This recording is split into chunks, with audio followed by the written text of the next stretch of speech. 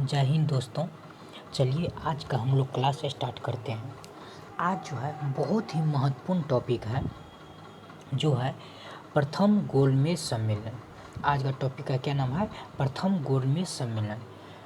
हम बताए थे आप लोग को साइमन कमीशन जब आया था उन्होंने जो है रिपोर्ट प्रस्तुत किया था ब्रिटेन में, और उसी रिपोर्ट के आधार पे कहा गया था भारतीय और ब्रिटिश के बीच में दूरी को कम करने के लिए सम्मेलन बुलाया जाए या उसके समस्या के निदान करने के लिए सम्मेलन बुलाया जाए। देखते होइएगा कोई भी समस्या होता है तो उसका बैठक किया जाता है, सब भी एक साथ विचार विमर्श करता है, तब उस प्रॉब्लम को दूर किया जाता है। तो उस समय के तत्कालीन जो भी प्रॉब्लम थे इसमें क्या कहते हैं, साइमन कमीशन जो रिपोर्ट प्रस्तुत किया था उन्होंने ही कहा था कि सम्मेलन बुलाइए। तो उसी के आधार पे 3 गोलमेज सम्मेलन बुलाया गया। तो ये है प्रथम गोलमेज सम्मेलन, तब उसके दूसरे गोलमेज सम्मेलन, तीसरा गोलमेज सम्मेलन। तो आज हम लोग प्रथम गोलमेज सम्मेलन देखते हैं। प्रथम गोलमेज सम्मेलन मतलब क्या हुआ? गोल मेज था, नाम से इस मेज जो है, टेबल जो है गोल था। टेबल गोल अगर रहता है तो इसमें ये नहीं पता चलता कि कौन हेड है। तो इस तरह से हम कह सकते हैं कि पहली बार भारतीयों को बराबर का दर्जा दिया गया। अगर चौकट टेबल रहेगा तो जो चौड़ाई भाग में बैठा रहेगा, एक ही कुर्सी लगा हुआ रहेगा वहाँ चौड़ाई भाग में, तो देख के ही पता चल जाएगा कि हाँ यही अध्यक्षता कर रहा है, बाकी सब इसको सुनने के लिए आया है या सदस्य है। लेकिन अगर गोल मेज रहेगा, राउंड टेबल रहेगा, तो उसमें कौन हेड है कौन नहीं है ये पता नहीं चलता। हाँ, उसका भी अध्यक्षता होता है, लेकिन एक दर्जा होता है ना कि बराबर का दर्जा दिया गया। तो ये पहली बार था जो कि बराबर का दर्जा दिया गया। इसमें भारत के विभिन्न वर्गों का जो प्रतिनिधित्व करता था, जैसे हिंदू महासभा, मुस्लिम लीग, दलित वर्ग, एंग्लो इंडियन का जो प्रतिनिधित्व करता था, उन्होंने वो सब पहुँचा वहाँ। ठीक है।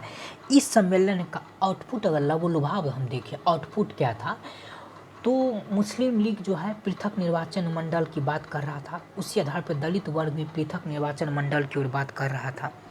पृथक निर्वाचन मंडल क्या होता है? जैसे हम मुस्लिम हैं या हम हिंदू हैं या हम सिख हैं, तो जो है, जैसे मान चलिए हम हिंदू हैं तो हिंदू को वोट सिर्फ हिंदू देगा और हिंदू ही खड़ा होगा उस क्षेत्र से जहाँ जिसका जो जनसंख्या है।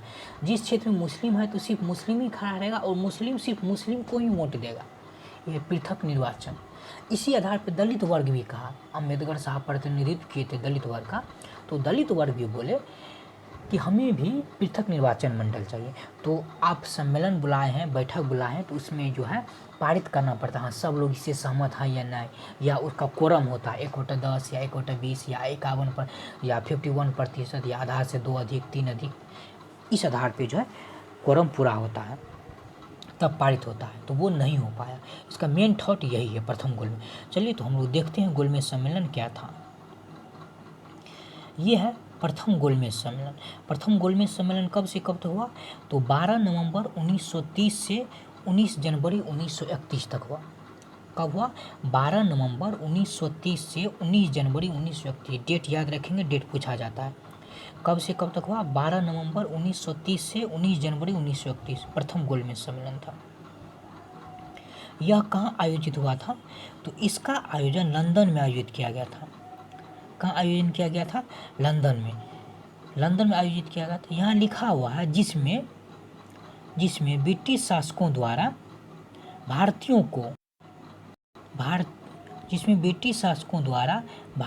को बराबर का दर्जा दिया गया। ये पहली बार था जिसमें ब्रिटिश शासकों द्वारा भारतीयों को बराबर का दर्जा दिया गया था। ठीक है। इस सम्मेलन में कुल 89 प्रतिनिधि ने भाग लिया था। कितना प्रतिनिधि भाग लिया था? 89 प्रतिनिधि। जिसमें कौन कौन शामिल थे मुख्य रूप से देखिए, हम बता ही थे कौन कौन शामिल थे। इसमें कौन कौन शामिल थे? तो हिंदू महासभा के जयशंकर एवं वी एस मुंजे थे हिंदू महासभा से। उदारवादी से थे CY चिंतामणि एवं TV संप्रभु थे। इसके बाद मुस्लिम लीग से थे आगा खां। मुस्लिम लीग से कौन थे? आगा खां, मोहम्मद शफी, मोहम्मद अली जिन्ना, हम फजलुल हक। सिख संप्रदाय से थे सरदार संपूर्ण सिंह, और एंग्लो इंडियन से थे केटी पॉल। एंग्लो इंडियन से कौन थे? केटी पॉल। दलित वर्ग से थे भीमराव अम्बेडकर। ये याद रखेंगे, सिर्फ ऊपर में उतना याद नहीं रखना है, सिर्फ दलित वर्ग का याद रखना है। दलित वर्ग से कौन थे? डॉक्टर भीमराव अम्बेडकर। और 16 देसी रियासत थे। 16 क्या थे? देसी रियासत थे 16। और इसमें सबसे महत्वपूर्ण फैक्ट, अभी तक का कांग्रेस ने भाग नहीं लिया था। ये पूछा जाता है कि 3 गोलमेज सम्मेलन हुआ तो कांग्रेस किस में भाग लिया था? कांग्रेस सिर्फ द्वितीय सम्मेलन में भाग लिया था, पहला में और तीसरा में भाग नहीं लिया था। ये बहुत बार एग्जाम पूछा गया है। और इस चैप्टर से one of the most question है, कांग्रेस ने किस सम्मेलन में भाग नहीं लिया था? तो पहला एवं तृतीय में नहीं लिया था। ये पूछेगा कांग्रेस ने किस सम्मेलन में भाग लिया था, तो दूसरा सम्मेलन में भाग लिया था। तो इसमें कौन कौन रियासत मतलब कौन कौन भाग लिया था ये याद नहीं रखना है, सिर्फ दलित वर्ग का याद रखना है, और कांग्रेस भाग नहीं लिया था ये याद रखना है। अब बैठक में क्या हुआ? बैठक में देखिए, अंबेडकर ने दलित वर्गों के लिए पृथक निर्वाचन की मांग की। अंबेडकर ने दलित वर्गों के लिए पृथक में निर्वाचन की मांग की। उसके बाद क्या है? उपस्थित प्रतिनिधियों में एकता का अभाव था। जो उपस्थित हम बोले ही थे, कुछ अगर मांग स्वीकार किया जाएगा, कुछ प्रस्ताव पारित किया जाएगा, तो उसके लिए अनिवार्य होता है कि 50% से अधिक व्यक्ति सहमत हो। सबका अलग अलग कोरम होता है, तो अधिकांशतः 50% से मतलब आधा से अधिक सहमत हो। तो ये उपस्थित प्रतिनिधियों में एकता का अभाव था, नहीं हो पाया था। एक और ऊपर हमको फैक्ट छूट गया है कि इस गोलमेज सम्मेलन की अध्यक्षता किसने किया था? तो ब्रिटिश प्रधानमंत्री थे मैकडोनाल्ड। कौन थे? हम लिख देते हैं मैकडोनाल्ड। ब्रिटिश प्रधानमंत्री थे ये मैकडोनाल्ड, ठीक है। ब्रिटिश प्रधानमंत्री थे मैकडोनाल्ड, इन्होंने ही क्या किया था? अध्यक्षता किया था। अध्यक्षता किसने किया था? ब्रिटिश प्रधानमंत्री मैकडोनाल्ड। कहाँ हुआ था? लंदन में हुआ था। प्रथम गोलमेज सम्मेलन था। कांग्रेस इसमें भाग नहीं लिया था, ठीक है। अब देखिए, अब कांग्रेस भाग नहीं लिया, उसमें उस समय तत्कालीन परिस्थिति में one of the most party था कांग्रेस, और बहुत बड़ी पार्टी था कांग्रेस। अब जो बहुत बड़ा जनता का, लगभग करोड़ों जनता का प्रतिनिधित्व करता था, अब करोड़ों जनता का प्रतिनिधित्व को आप नहीं शामिल कर रहे हैं, कोई भी नियम पारित कीजिएगा तो वो कैसे मान्य होगा? नहीं होगा। तो वहाँ जो भारत में जो ब्रिटिश सरकार का प्रतिनिधि था वायसराय, उसको बोला कांग्रेस का प्रतिनिधित्व को भेजो, चाहे जैसे होता है। तो यहाँ भी एक बैठक किया गया वायसराय और कांग्रेस के प्रतिनिधि के बीच कि हाँ, आप लोग द्वितीय सम्मेलन में जाइए। तो ये जो बैठक कराने में सबसे महत्वपूर्ण भूमिका था तेज बहादुर सप्रू और M.R. जयकार का। M.R. जयकार के तेज बहादुर पूछा जाता है, और उस समय वायसराय कौन था? इरविन था। कौन था? Lord Irwin. तो गांधी और इरविन के मध्य 17 फरवरी से दिल्ली में वार्ता शुरू हुआ। कब शुरू हुआ? 17 फरवरी से दिल्ली में वार्ता शुरू हुआ, मतलब हाँ, आप दोनों बात कीजिए। तो पूछा जाता है गांधी इरविन समझौता को दिल्ली समझौता भी कहा जाता है। गांधी इरविन समझौता में दिल्ली समझौता किसके सहयोग से हुआ? तो तेज बहादुर सप्रू और M.R. जयकर के सहयोग से हुआ, ठीक है। 3 मार्च 1931 को अंततः एक समझौते पर हस्ताक्षर हुआ। 3 मार्च 1931 को एक समझौते पर हस्ताक्षर हुआ, जिसे गांधी इरविन समझौता के नाम से जाना जाता है, ठीक है। कौन नाम से जाना जाता है? गांधी इरविन समझौता के नाम से। गांधी इरविन समझौते पर कांग्रेस की तरफ से कौन था? क्यों कांग्रेस भाग नहीं लिया था, कांग्रेस की तरफ से कौन था? तो कांग्रेस की तरफ से गांधी जी हस्ताक्षर किए, जबकि सरकार की तरफ से लॉर्ड इरविन हस्ताक्षर किया। लॉर्ड इरविन कौन था? तत्कालीन वायसराय था, ठीक है। अब गांधी इरविन समझौता को दिल्ली समझौता के नाम से भी जाना जाता। अभी हम बताए थे कि गांधी इरविन समझौता को दिल्ली समझौता के नाम से जाना जाता। गांधी इरविन समझौता कराने में किस व्यक्ति की महत्वपूर्ण भूमिका थे? M.R. जयकार का और तेज बहादुर सप्रू का। ये बहुत बार डेट पूछ दिया है, गांधी इरविन समझौता कब हुआ? तो गांधी इरविन समझौता 5 मार्च 1931 को हुआ। कहाँ हुआ? तो दिल्ली में हुआ। 5 मार्च 1931 को हुआ। कहाँ हुआ? तो दिल्ली में हुआ, ठीक है। 5 मार्च 1931 को दिल्ली में हुआ। और गांधी और इरविन जो मिले, तो इसको 2 महात्माओं का मिलन कहा। किसने कहा? सरोजिनी नायडू ने गांधी और इरविन को जो है दो महात्माओं का मिलन का, दो महात्माओं का क्या कहा, मिलन का। ये पूछा जाता है एग्जाम में, गांधी इरविन समझौता को दो महात्माओं का मिलन किसने कहा, तो गांधी इरविन समझौता को दो महात्माओं का मिलन सरोजिनी नायडू ने कहा। ठीक है, और ये कब हुआ, तो 5 मार्च 1931 को हुआ। कहाँ हुआ, तो दिल्ली में हुआ गांधी इरविन समझौता।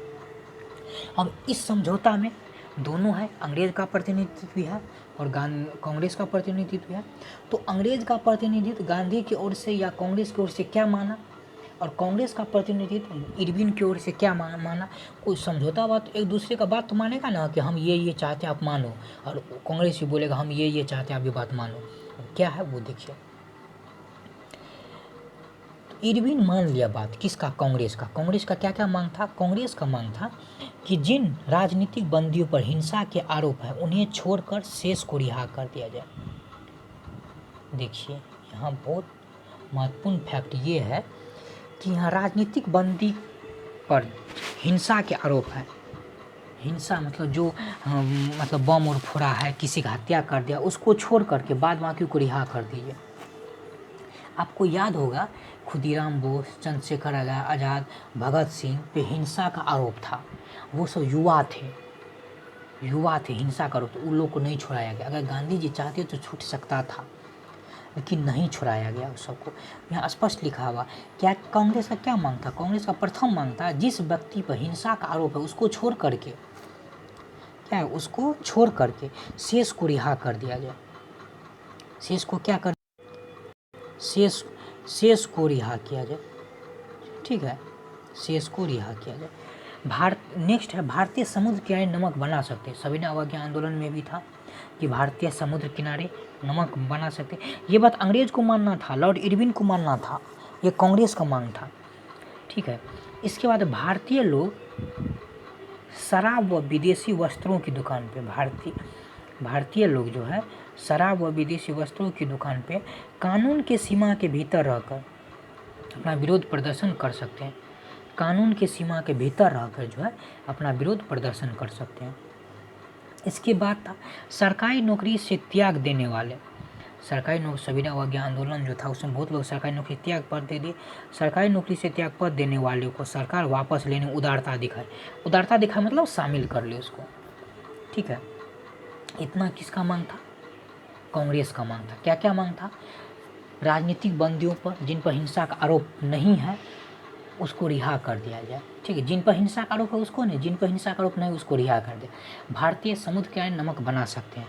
भारतीय शराब दुकान, विदेशी वस्त्र आदि की दुकान पे कानून के सीमा के भीतर रहकर अपना विरोध प्रदर्शन कर सकते हैं।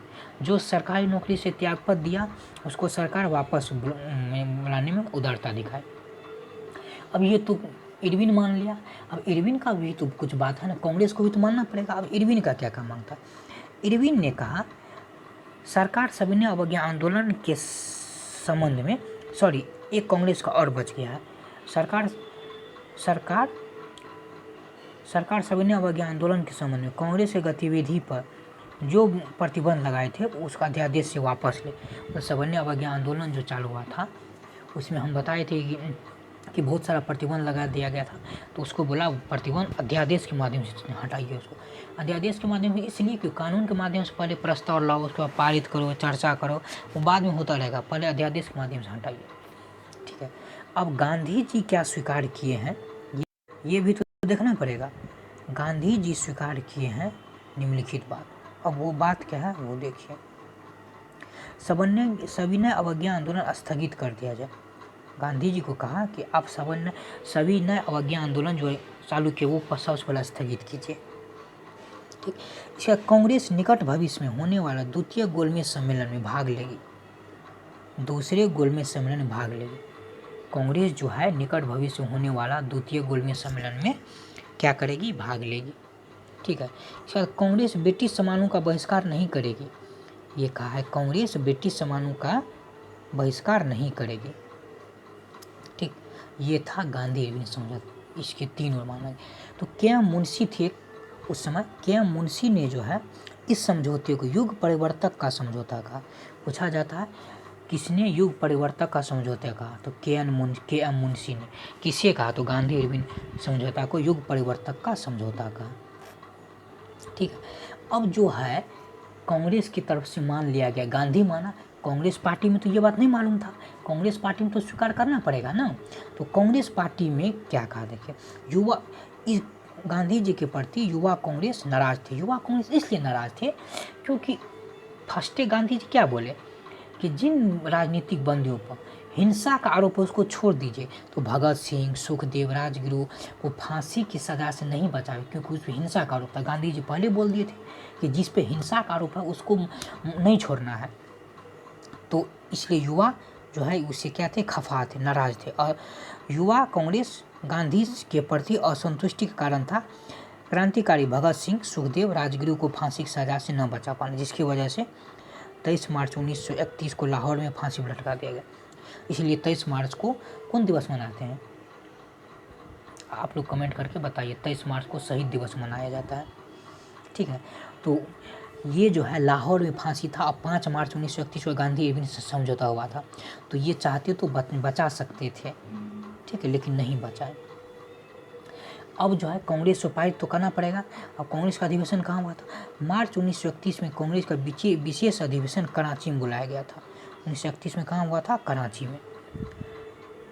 पहले पास करना पड़ेगा ना। आप तो गांधी जी ने कांग्रेस का प्रतिनिधित्व किए, वहाँ तो ये बात मान के आ गए, कांग्रेस को तो इन्फॉर्म करना पड़ेगा ना। कांग्रेस तो करोड़ों लोगों का संगठन था, उस पर इन्फॉर्म करना पड़ेगा। तो मार्च 1931 में कांग्रेस का अधिवेशन हुआ था कराची में, ठीक है। इसमें गांधी जी को काला झंडा दिखाया गया। क्यों विरोध किया गया, काला झंडा दिखा के विरोध किया जाता है, क्यों विरोध किया गया, वही भगत सिंह, राजगुरु, सुखदेव को नहीं बचा पाए थे। कराची अधिवेशन को पूर्ण स्वराज के साथ साथ गांधी इरविन पैक्ट को स्वीकार किया गया। इसमें गांधी इरविन पैक्ट को जो है स्वीकार कर लिया गया, ठीक है। और कराची अधिवेशन का अध्यक्षता किसने किया था ये पूछा जाता, तो सरदार वल्लभ भाई पटेल ने कराची अधिवेशन का अध्यक्षता किया था। और यही कराची अधिवेशन में ही पहली बार कांग्रेस ने मौलिक अधिकार तथा राष्ट्रीय आर्थिक कार्यक्रम से संबंधित प्रस्ताव पारित किए। ये राष्ट्रीय आर्थिक कार्यक्रम से संबंधित प्रस्ताव तो ये नहीं पूछा जाता एग्जाम में, लेकिन ये पूछा जाता है कि मौलिक अधिकार कब स्वीकार किया गया पहली बार। तो मौलिक अधिकार कराची अधिवेशन में स्वीकार किया गया पहली बार, ठीक है। यहाँ कराची अधिवेशन का अध्यक्षता किसने किया था, तो कराची अधिवेशन का अध्यक्षता सरदार वल्लभ भाई पटेल ने किया था। कराची अधिवेशन का अध्यक्षता किसने किया था, सरदार वल्लभ भाई पटेल ने। अब गांधी जी को जो काला झंडा दिखाया गया था, इससे गांधी जी बोले, कराची अधिवेशन में गांधी जी बोले, मेरा विरोध कर रहे हो, गांधी मर सकता है पर गांधीवाद नहीं। गांधीवाद मतलब उस विचार, गांधी के विचार पे चलने वाले लोग। गांधी तो मर सकता है लेकिन गांधी के विचार पे चलने वाला लोग नहीं मर सकता है, ये कह रहा है। गांधी मर सकता है परंतु गांधीवाद नहीं। पूछा जाता है ये कोटेशन किस संदर्भ में है, तो कराची अधिवेशन संदर्भ में। सुभाष चंद्र बोस ने कांग्रेस के कराची अधिवेशन की महात्मा गांधी की लोकप्रियता और सम्मान का पराकाष्ठा होना, उतने बड़े आदमी इतना बात मनवा लिए तो पराकाष्ठा माना। और ब्रिटिश नेता ने गांधी इरविन समझौते में महात्मा गांधी के लाभ को संतावना पुरस्कार कहा। क्या कहा, संतावना पुरस्कार, ब्रिटिश नेता ने कहा, ठीक है। तो ये था प्रथम गोलमेज सम्मेलन, थोड़ा लंबा टॉपिक था। एक हम लोग फिर प्रथम गोलमेज सम्मेलन को लबोलुभाव रैपिड फायर की तरफ देखे। देखिए प्रथम गोलमेज सम्मेलन लंदन में आयोजित किया गया था, जिसकी अध्यक्षता रैमजी मैकडोनाल्ड के द्वारा किया जा रहा था, ठीक है। पहली बार था भारतीयों को बराबर का दर्जा दिया गया। इसमें विभिन्न दल के नेता मौजूद थे। दलित वर्ग का प्रतिनिधित्व डॉक्टर भीमराव अंबेडकर साहब कर रहे थे। इसमें कांग्रेस ने भाग नहीं लिया, ठीक है। और इसमें जो है इसका मेन मोटो क्या था, क्या निष्कर्ष निकला, इसका कुछ खास निष्कर्ष नहीं निकला, क्योंकि दलित वर्ग जो है पृथक निर्वाचन मंडल की मांग कर रहे थे, जो प्रस्ताव पारित नहीं हो सका, ठीक है। इसमें कांग्रेस ने भाग नहीं लिया। इसको भाग लेने के लिए, क्योंकि कांग्रेस बहुत बड़े वर्ग का प्रतिनिधित्व कर रहा था, ये भाग नहीं लिया। इसको भाग लेने के लिए गांधी इरविन समझौता हुआ। गांधी इरविन समझौता कराने में दो व्यक्ति का महत्वपूर्ण भूमिका रहा, तेज बहादुर सप्रू और M.R. जयकर। गांधी इरविन समझौता 5 मार्च 1931 को हुआ। गांधी इरविन समझौता को दिल्ली समझौता के नाम से भी जाना जाता है, और इसे दो महात्माओं का मिलन सरोजिनी नायडू ने कहा। गांधी इरविन समझौता में इरविन के द्वारा माना गया क्या क्या बात था जो निम्नलिखित था। गांधी की मतलब कांग्रेस का प्रतिनिधि गांधी जी कर रहे थे, सरकार का प्रतिनिधि लॉर्ड इरविन कर रहे थे जो तत्कालीन वायसराय था। कांग्रेस मतलब गांधी जी बोले कि राजनीतिक बंदी जिस पर हिंसा का आरोप नहीं है उसको रिहा कर दिया जाए। भारतीय समुद्र किनारे नमक बना सकते हैं।